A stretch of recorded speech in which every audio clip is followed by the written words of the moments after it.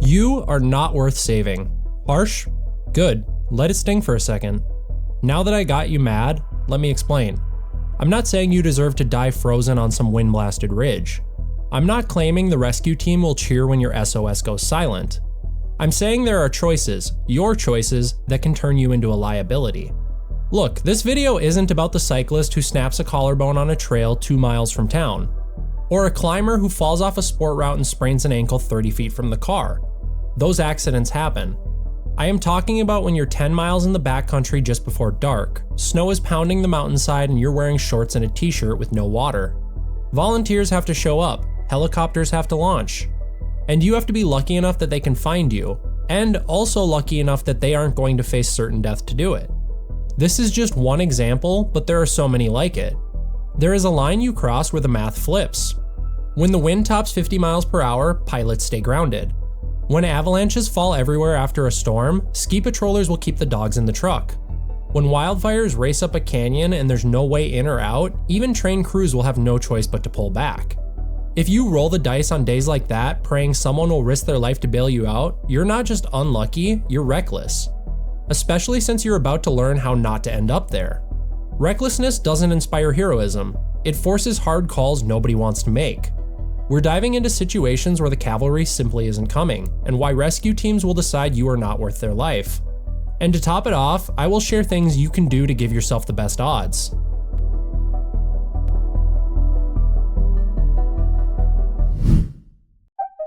Hollywood makes rescue look easy. Every mountain movie, help always arrives.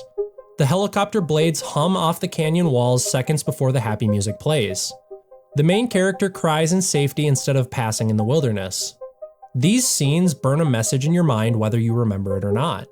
These movies tell you, call for help and help will arrive.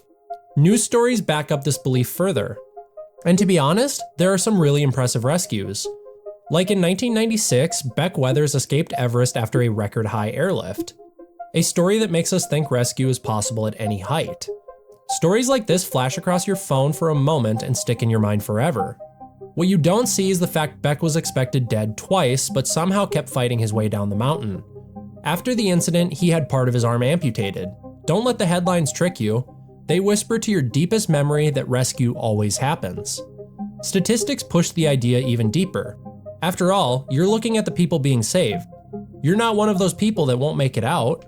You want to believe you are lucky, but we all know luck isn't real. Luck is where preparation meets skill. And tech companies will feed into this comfort too. Phone ads show hikers tapping an SOS button while satellites twinkle overhead. A soft voice tells you that it's there when you need it. The words promise worldwide coverage and fearless responders. And yes, most day hikers will make it out after a broken leg, so their own experience will confirm these stories. You won't even question that the perfect storm of luck had to come together. All these bright examples hide the darker truth. Whether we don't see them because they aren't reported often or we don't want to doesn't matter. When fog and cold weather roll in, the search after an avalanche becomes too dangerous. The crews never start looking. The brutal reality is they are not willing to risk almost certain death to save someone. These non-rescues are statistics nobody wants to report. It doesn't fit a fun and happy story that makes you smile, but it does reveal the fine print Hollywood forgets. Rescue runs on weather, daylight, and risks that volunteers are willing to take. Tip any of those dials the wrong way and the plan dies before it starts. That is the real starting point for this story. People believe the rescue myth because they only hear the wins. This video is meant to pull the curtain back. Knowing that truth is the first step toward never having to make that impossible call for help. Once you accept that rescue might not come, you will plan harder. You'll be prepared for the situation you're in. And most importantly, your loved ones will never have to hear about a rescue that wasn't possible. So now that I've burned that into your brain, let's get into why they might not be coming and what you can do.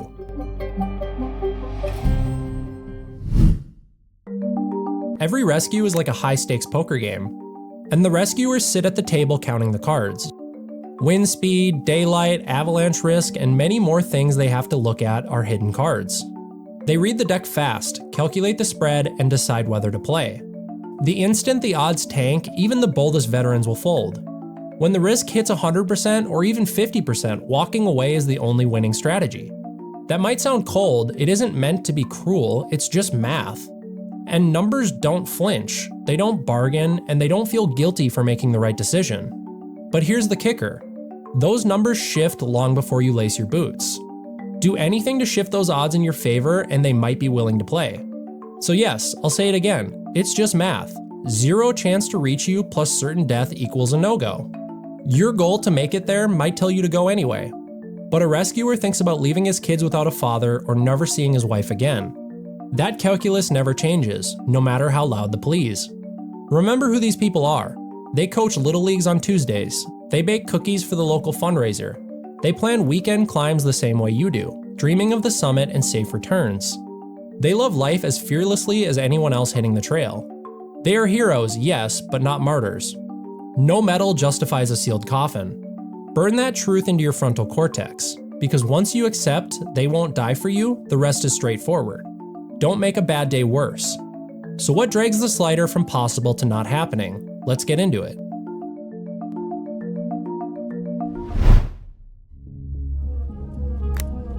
Here's a quick reality check before we get into the 7 things that you should always think about.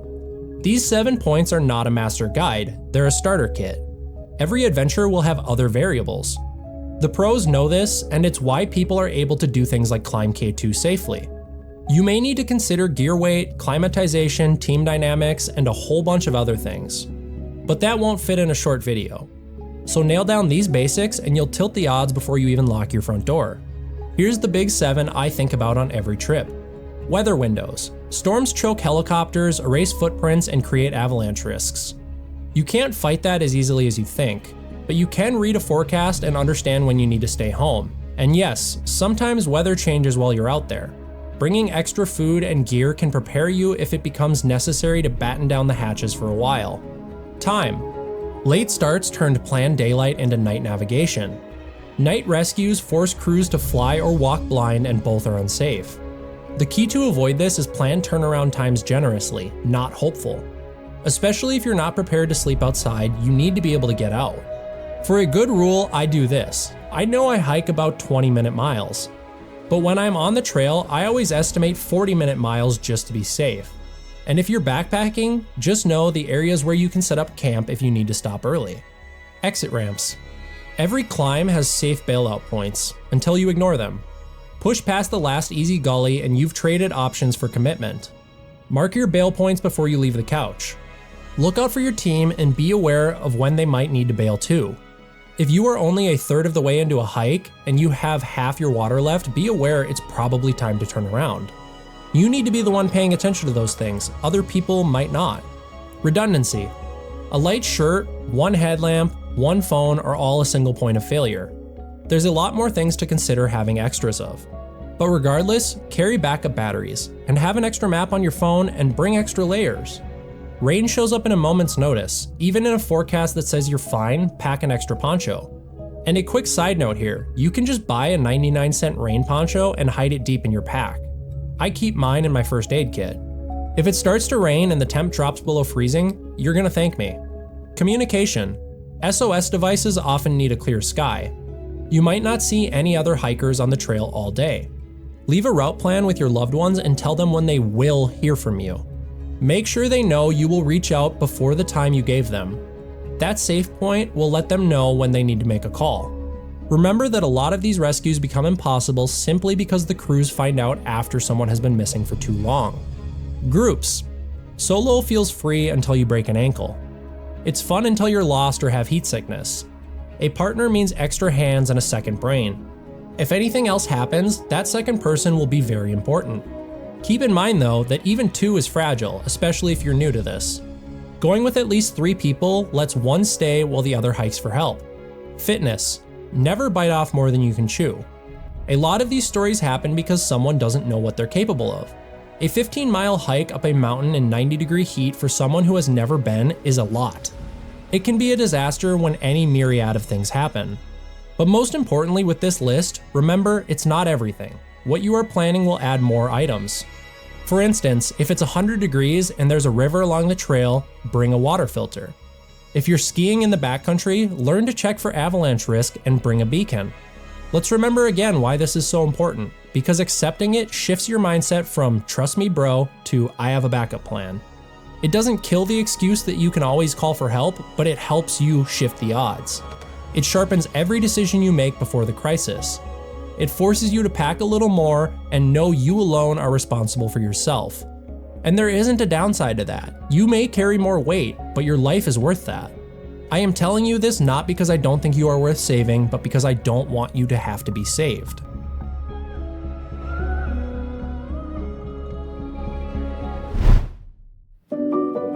Now that you just finished learning how to stay in the sweet spot, let me paint a picture for you. Let's see how this knowledge might play out in the real world. You and another hiker are studying the same sky. The other guy says, if it turns for the worst, someone will save us. You say, no one is coming. You know this may not be the truth, but you know it is a possibility. But guess which person carries a spare insulation layer and raincoat? Guess which hiker turns around well before the sun starts to crest? It's you. Because you know that your safety is your responsibility. Preparedness isn't paranoia, even though it might seem like it. Preparedness is gratitude. Gratitude for strangers willing to risk their lives, but only up to a point. They train for heroism, not a death wish. So my hot take is simple: your rescue can be a liability. Bring enough to the table to make saving you worth it. Stop the lazy planning, and the asset you are betting, your life, will be safe. You don't need elite skills to be a good bet. You need to be curious about the forecast, have humility with turnaround times, respect for terrain, and the courage to bail when your Instagram would rather see the summit. Do those things and the equation shifts in your favor. The risk drops too, and the reward of a safe summit will feel even better. And if an accident still happens, the call you send won't sound like a bad investment. Rescuers will launch because the numbers finally pencil out, not because you're lucky. Because you were responsible enough to keep yourself worth saving.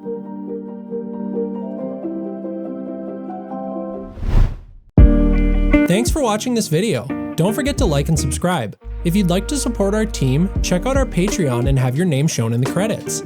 We really appreciate all our patrons. You are making this dream and these videos possible. Go check out the link in the description and sign up to become a patron today. And if you want to rep some awesome outdoor gear, check out the Outdoor Origins store. Your support will one day help us make all sorts of gear right here in the United States.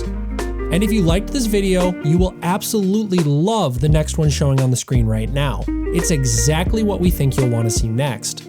Thanks for being a part of the Outdoor Origins community, and we'll see you in the next one.